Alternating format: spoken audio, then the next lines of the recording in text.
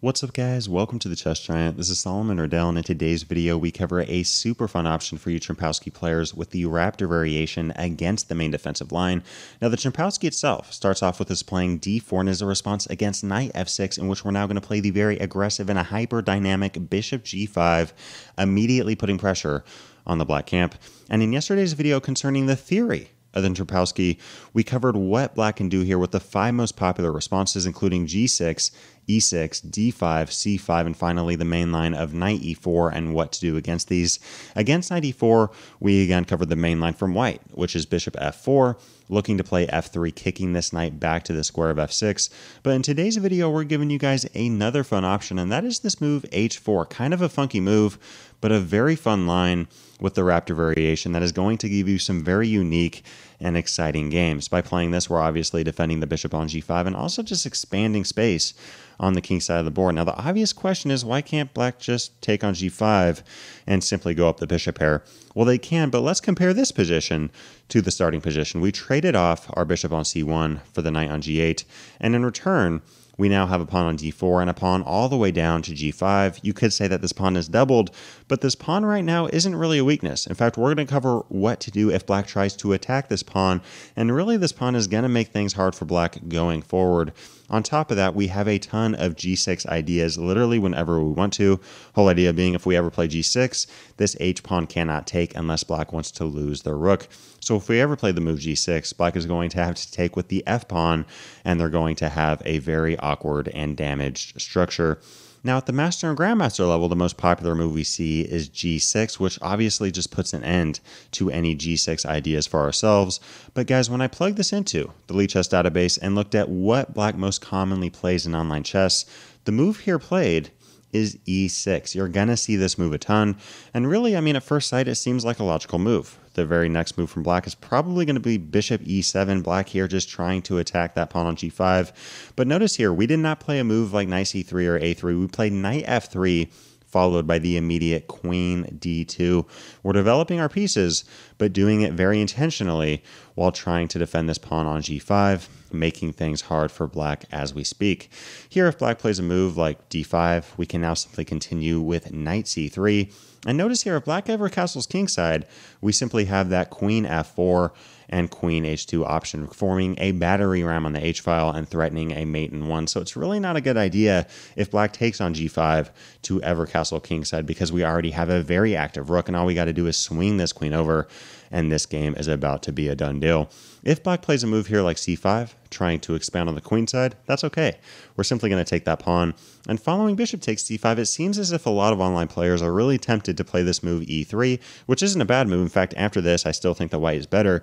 But much stronger than this is the move e4, guys. In the Raptor Variation, we have to play aggressive and attacking chess. We have to fight for the center of the board here. And some of you may be wondering, why can't black just take on e4 and force a queen trade? I mean, we're trying to play attacking chess. Why would we trade queens? Well, in this situation, we're actually okay with it. We're going to take that queen on d8, and notice the king cannot castle now. And in fact, we're going to take on e4, attacking this bishop. And once it retreats to a square like e7, we're not just getting a position in which this king can't castle. We're now going to castle with check against the king. And after a move like king c7, we now play knight e5. And guys, talk about an active knight pair. I mean, these knights are absolutely dominating this game right now. In fact, right now, this knight on e5 is attacking f7, and we're also attacking the pawn on h7. Right now, black just cannot hold on to everything. So y'all, once you break through the center of the board, don't be worried about d takes e4. Just take that queen right off, take back with the knight, castle queenside. You have space, you have an advantage in development, centralize your knights, and you're going to be in business. What happens here if black plays the move d4, and after a move like knight b5, knight c6? This seems very natural, and it seems to put our knight in an awkward spot, but now we have this key idea, queen f4, the single move that gives us the edge. In fact, nearly a +3 advantage for white. Notice here we're trying to play knight c7 with check and simply win the rook. If black, yet again, plays a move like castling kingside, we have queen h2 ideas whenever we'd like, attacking that pawn on h7. And here if black tries to stop knight c7 check with a move like bishop b6, yes, it does stop this fork, but now the bishop gave something else up, and that is the square of d6. We now play knight d6 check, and this game's simply winning. So all that's to say, guys, after black takes on g5 and you take back with the h-pawn, it may seem as if black should play a move like e6 and really try to gang up on this pawn. But if we just play knight f3 and queen d2 and just naturally develop our pieces, we're going to have a very easy and natural game. Much better here for black is the move g6. And the reason I say this is that if black puts the bishop on e7, I mean, the bishop is, yes, attacking the pawn on g5, but this pawn is not going anywhere anytime soon. It's much better for black to play bishop g7 later with c5 potential breaks in the air. Against this move, though, we're completely fine. We're now just going to continue with queen d2. Against a move like bishop g7, I'd like to play this move e4, but it's a little bit premature because then black is able to play c5 and really get some great counterplay in the center of the board and on the queen side, as well as activating this queen in some potential variations. So here I recommend developing your pieces. Just develop your pieces and then look to break with a move like e4. I mean, here if black plays a move like d6, by all means, play the move e4, castle queenside, look at ideas like f4 and knight f3. I mean, we're just going to have a dominant and very easy game. However, if black does not play a quiet move like d6 or a6 and instead fights for the center of the board with d5, now we as white can just castle queenside and the very next move continue with e3, defending the pawn on d4. This is also a very strong idea in the Raptor variation, whole idea being that we want to play this move f4. One key thing though, if you face the move bishop f5, it may seem tempting to play f4 and have a very strong pawn chain. But guys, against this move, following bishop f5, black has knight b4 ideas in the air, trying to gang up on that c2 pawn, and we just don't want to allow black to play knight b4, force us to play bishop d3, capture on d3, mess up our pawn structure. We don't really have any major weaknesses right now. Let's keep it that way. Let's play the move bishop d3, simply offer a trade, and if a move like queen d7, okay, snatch the bishop off the board, then play this move f4. Notice here how strong our pawn chain is. We have very natural and easy chess ahead of us. And here if black tries to disrupt our pawn chain with a move like h6, that's okay. We can simply take that pawn on h6, and the very next move continue with knight f3. And now following a move like castling queenside, we have a key idea here that I think you guys can utilize in your games, and that is the move rook h4. Now first off, it looks to double up the rooks on the h-file, forming a battery ram, which never hurts. But even more than that, we're looking to play g4, supporting this g-pawn push, attacking the queen, making this queen retreat, and giving this queen some more activity, potentially coming to the h-file as well. So guys, that covers what to do if black takes this bishop. Simply capture back, just naturally develop your pieces, and white's going to have a huge space advantage and a very nice game. Now, what if black sees this? What if they go, look, I'm not trying to take that bishop on g5. I'm just going to play h6, get this bishop out of here, and try to get a normal game. Well, at first sight, yes. Following the move bishop f4, it seems as if we have simply transposed into the main line, but the main difference here is that we have a pawn on h4 and black has a pawn on h6, which I personally think is in our favor. By having this pawn on h4, we have leverage on the king side, and we can use this pawn to eventually gain more space and kick this light squared bishop around. What do I mean by this? Well, let's say black plays a move like d5. We're now going to play knight d2. By the way, if black takes on d2, that's okay. We'll just take back with the queen, continue with a move like castling queenside with f3 and g4 ideas in the air, and we're just playing chess. Now, if black doesn't take the knight, which yet again makes our game very easy, and plays a move like bishop f5, we can now play e3, and against a move like e6, we have a ton of different options, y'all. In fact, at the master and grandmaster level, we've seen games in which white takes on e4, we've seen bishop d3, f3, knight f3, but I personally think that g4 is a pretty fun option for white. I mean, just kicking this bishop on f5, and notice now how this pawn on h4 comes into use. If black plays a move like bishop g6, we're always going to have h5 ideas available. And here if black plays a move like bishop h7, we can simply capture back on e4, play f3. Again, if bishop g6, we always have that h5 option available. And if black retreats all the way back to h7, okay, we play bishop d3. We would love to take this bishop on h7 and make this rook awkward, preventing black from castling kingside. And notice as well, if black plays bishop e7 here, threatening the capture on h4, there's no reason to freak out. Just slide that bishop back one square, defend that pawn, and here after a move like bishop takes d3, simply capture back with the queen. We have moves like knight e2, castling queenside. I must admit this is a pretty drawish game, but at the same time, I would still take white here because we do have a space advantage on the queen side, a solid structure with really no weaknesses, and an interesting game of chess ahead of us with really no major risk. So y'all, that covers this move h6. Don't be intimidated by this move, just bring this bishop back one square, continue with a move like knight d2, putting pressure on the center. If black wants to take your knight, great, take back with the queen, castle queenside. we are all good. And if black defends the knight on e4 with a move like bishop f5, we always have those g4 ideas in the air after we play the move e3. Now what happens if black just plays a quiet move here like d5? Black just trying to play with good chess strategy, bringing this knight to the center, playing the quiet move of d5, and just trying to get out of the opening with a playable position. Well, yet again, just like against the move h6, after we brought our bishop to f4, we're now going to play knight d2. We want to trade off with this knight. Notice here, if black takes on g5, we're simply going to take back with the h-pawn. And yet again, we have a very simple game here with e3 and f4 ideas in the air, defending that pawn. And yet again, guys, we're just going to naturally develop our pieces, and we got no complaints. So y'all, that covers this move h6, in which case we're simply going to bring this bishop back to f4, continue with knight d2, putting pressure in the center, and if black ever defends the knight with a move like bishop f5, we always have those potential e3 and g4 ideas expanding on the king side of the board with really no complaints.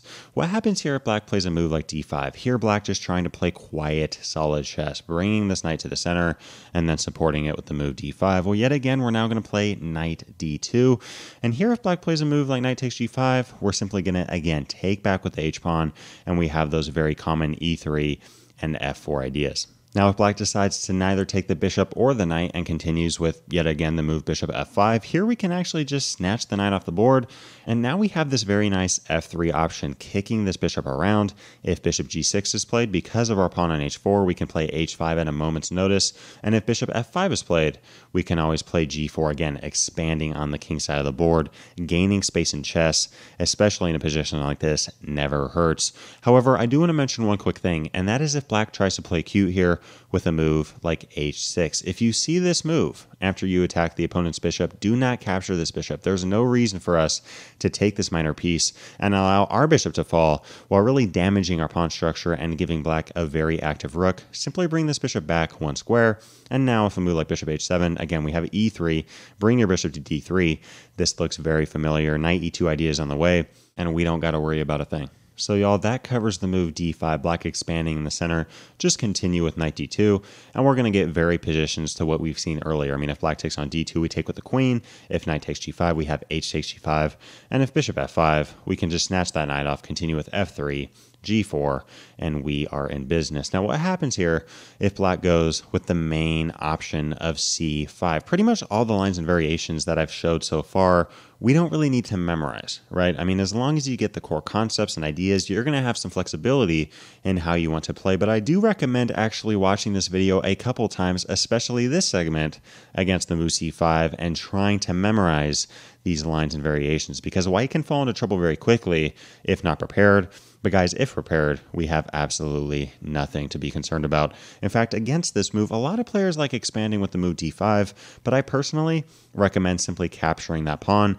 And y'all, most of the time here, you're going to see black play a move like queen a5 check, and some of these lines transpose. I mean, right now, obviously, black could take on g5 and then play the move queen a5 check, but most of the time you're going to see queen a5, in which case we're now going to play knight d2, and here black's best option, and it's not even close, is taking that bishop on g5, in which case we're now going to play h takes g5, and this is a key moment in the game.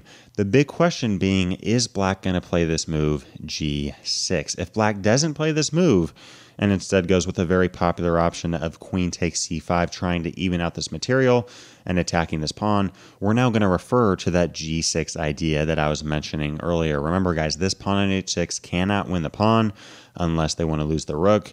And here, after a move like f takes g6, this pawn is now a big target. In fact, we're going to play e3, looking to play bishop d3 and attack this pawn. Again, if we play bishop d3 and take this pawn, black's not going to be able to take with the h-pawn because of this rook. So if a move like knight c6, most players here prefer the move knight f3 because bishop d3 runs into knight e5. So here by playing knight f3, we're just trying to take away that square. And then the very next move, playing bishop d3. And notice here, black just kind of has to give up this pawn. There's really no good way to defend it. I mean, I guess black could play a move like king f7, throwing their king out there, but this is just not a good idea. And here, if black plays a move like knight e7, trying to defend it, we can now play a solid move like c3, really trying to solidify our position and also prepare this queen a4 idea in positions like this, guys, don't feel the need to checkmate your opponent in 11 or 12 moves. Instead, just play aggressive and very active chess. If a move like b6, we can now play knight e4, attacking the queen and that very key and very weak d6 square. And here, if queen c7, we play queen a4. And now if a move like bishop b7, black trying to activate this minor piece, we can now play knight d4. And again, guys, a monster knight pair, making things very difficult for the black camp. And we have a ton of threats. In fact, right now, we're threatening to take on e6. Notice how this pawn cannot move because it's pinned by the queen on a4. We're also eyeing knight b5 ideas, attacking the queen and that key square of d6. We could always play moves like knight g5, which attacks e6 again, as well as f7, h7, and really makes this bishop on d3 alive. And obviously playing a move like castling queenside never hurts. Getting this rook involved into the action, this game could be over in just a few moves. So y'all, going back to this key position, in which case black has a big decision to make, if they play a quiet move like taking this pawn or knight c6 or a6, simply play g6 and make this f-pawn a target on the new g file. Bring that f-pawn to g6, play moves like e3, bishop e3, attack that pawn, and you're going to probably win the game pretty quickly. What happens if black stops this by playing the move g6? I still think that this is a very fun move to play against. Some players like going with rook h4. The whole idea being if black takes the pawn now, black's wondering, what is this rook trying to do? Well, we're trying to bring this rook to the c4 square, attacking this queen. And notice if black runs away here to a square like d5, b5, or taking this pawn, we're simply going to win this game in one move. So here black has to give up the queen. That being said, black doesn't have to take on c5, and that is the reason I don't recommend this move. Following an option like knight c6, we noticed that this rook h4 move was just a little bit premature, and now this rook is making things a little bit awkward for us going forward. Instead, I'm recommending the move c3. What on earth is this move trying to do? Well, really, it unpins the knight on d2. Now this knight is no longer pinned. It's able to move around. And if black plays a quiet move here like knight c6 or bishop c7, we can simply play knight b3, attacking the queen and defending the pawn on c5, or even playing a move like knight e4 and defending both the c-pawn and the g-pawn. So if black wants to ever win this c-pawn, they probably have to take it at this very moment. But even against this, we have a very fun game following knight e4, attacking the queen. If black continues here with a move like queen e5, I actually do like the option of rook h4, defending this knight, preparing knight f3 with tempo against the queen.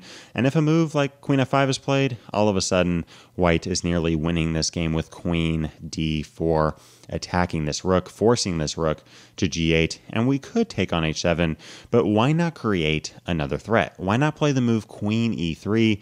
And many may wonder, okay, I'm just going to bring my rook right back to h8 and defend the pawn, but we simply now have a bigger threat, and that is knight d6 with check. This pawn cannot move as it's pinned, and this queen is about to fall. As you guys can see, the Trompowsky attack, specifically the Raptor variation, gives us very exciting and fun positions to play with, particularly fun for you aggressive and attacking chess players. If you'd like to learn the theory behind the Trompowsky attack as a whole, click that video to the left. If you'd like to learn how to play the Black Gambit, a fun option against the move d5 instead of knight f6, click that video to the right. Leave a comment down below to let me know what other videos you'd like to see covered on this channel. And as always, I appreciate you guys. Thanks for watching. Peace.